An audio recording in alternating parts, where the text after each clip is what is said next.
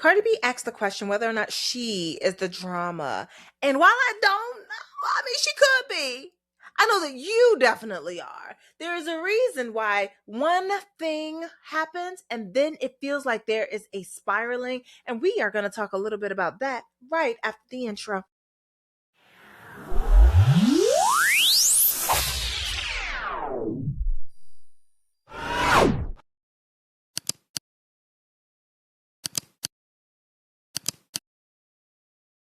And welcome back to another episode of the Daily Donna with me, your host, Dr. Donna Oriello, sex and relationship therapist in Washington, D.C. metro area, author of Drink Water, Mind Your Business, A Black Woman's Guide to Unlearning BS and Healing Self-Esteem, baby. You are the drama. If you're looking, it's you. And low-key, high-key, it's also me, but we're talking about you. We'll talk about me in a second. So sometimes what happens is we are in a situation where something needs to happen, but we can see all the other things that could happen. This is where your executive functioning skills are kind of working against you. So you are trying to place everything in this space like a little puzzle piece, like little puzzle pieces, and you want things to go off without a hitch and perfectly, which would mean that you get to knock several dominoes down just at one time, which sounds awesome. But then you also get these thoughts about whether or not it'll work, and so starts the beginning of your spiral. If one thing kicks off and goes badly, then you are already expecting worse to happen. And so there kicks off for real your spiraling. There's a reason why when we think that one bad thing happens, that we start getting into a space of all the other bad things. And I would say that some of it is because of the way our brains work. Our brains are kind of amazing. The way that we group memories. So like a lot of people think that that thing is linear, that you just will remember the most previous, the previous. And it's not like that. It is grouping together all instances of a specific kind. So if you've had an instance where something did not work out and then another thing also ended up not working out because that first thing did not work out, when you get into a situation where you're trying to make something work and it looks like things are shaky and they might not work out, sometimes, number one, we create more reason for that thing not to work out because we are creating the system that will help it to fail. We're almost in a way doing a little bit of self-sabotage. We're being unreasonable about how to use the time to make this thing happen. And we are looking for the evidence that the thing will fail. And so we begin the mental emotional spiraling because it's like, well, you already think one and you have memories of it going left.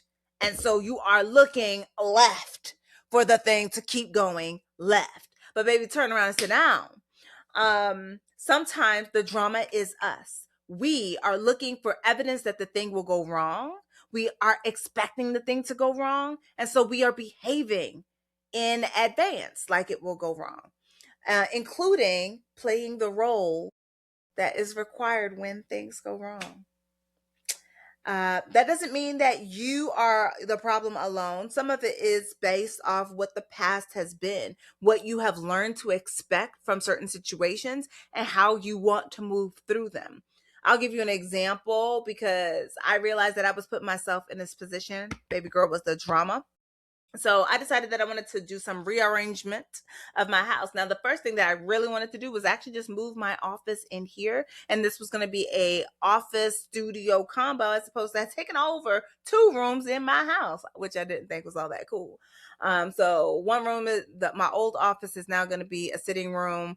The old studio is now going to be a closet, so that we can have an intense amount of organization. And we must have a whole other conversation about the expectations of the usage of time and space that makes it so that we quell our own imagination, but not right now. So the point is that it wasn't enough to make this room usable this week. No. I also decided to add a project on top of it. I must redo my bookshelves or my bookcases so that they look like the built-ins that people have been building, that they've been hacking, while giving them a little extra strength and doing the work of securing them to the wall so they don't fall on my head while I'm doing therapy, right? And I'm just like, wow, I then made all of these things a requirement, but I made them all a requirement to be done this week. So movers on Monday, and then the rearrangement of all of my things, and then doing this stuff in the same week where I had a podcast recording, where I have where I have some cooking, some cleanings to do, where I have some other things going on outside of my life. And it's like I knew those things were coming up. Why did I set me up for failure? Because sometimes when you are used to when things are seeming too easy, and you are used to people asking and demanding more and more and more of you than is actually reasonable, sometimes we become the unreasonable party. We become the one that is asking ourselves to do a little bit more, to go a little bit further, to do a little bit extra. Almost like you're asking yourself to prove that you can handle all the stress if it was all dumped at your feet at one time. Baby, stop. Sometimes we are the drama. Sometimes when things feel too easy, we create additional difficulty. We up the ante because if it feels too easy, it almost feels like it's not worth doing. But beyond it not feeling like it's not worth doing, it also feels small. And quite frankly, sometimes we're simply used to the drama. We're used to people giving us too much, asking too much, and wanting it all too quickly. And not just performing, but over delivering. So we create the circumstances in our personal lives that don't need to be there, with deadlines that are fake. Often trying to carry the load of doing all of the things on our own, as though you cannot ask for help or hire help.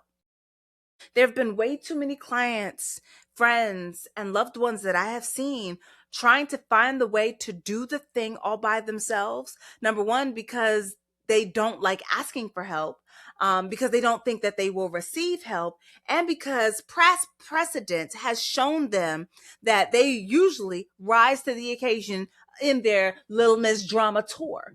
I'm telling you, baby, hang it up. You need to come up off the tour.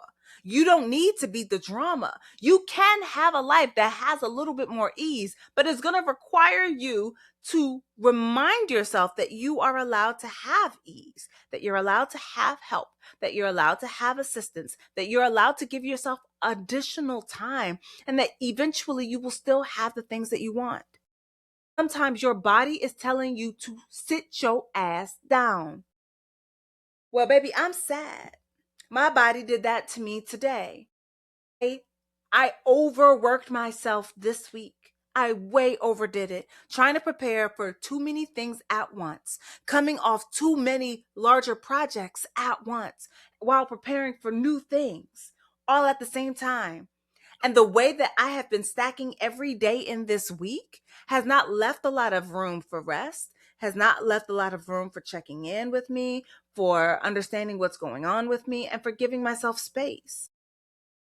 So today was going to be one of those days where you start at 7 and you end at like 8. And my body was just like, you did that yesterday. You did that the day before. Play with me.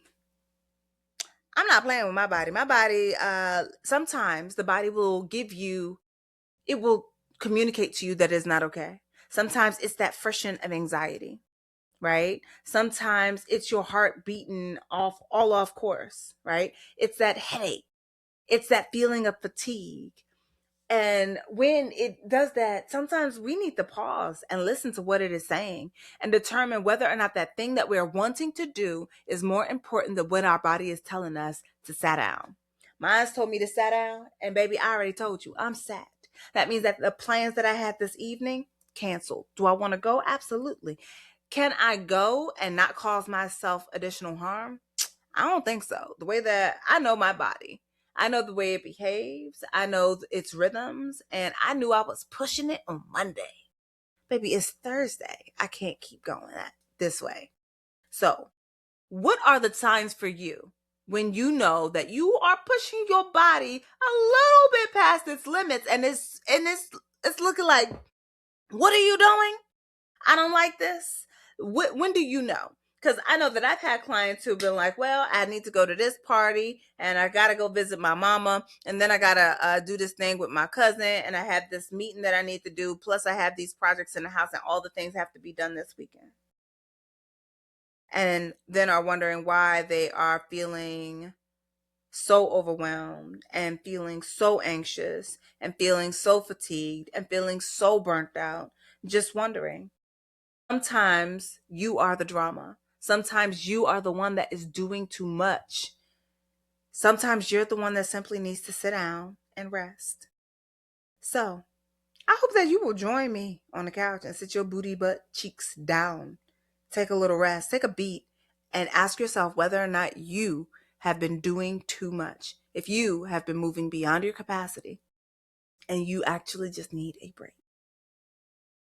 You are the bee's knees. I am Dr. Donna. We are definitely going to continue this conversation in the comment section. This is the Daily Donna, where we have our conversations with a therapeutic edge. And I will see you in tomorrow. All right. Bye.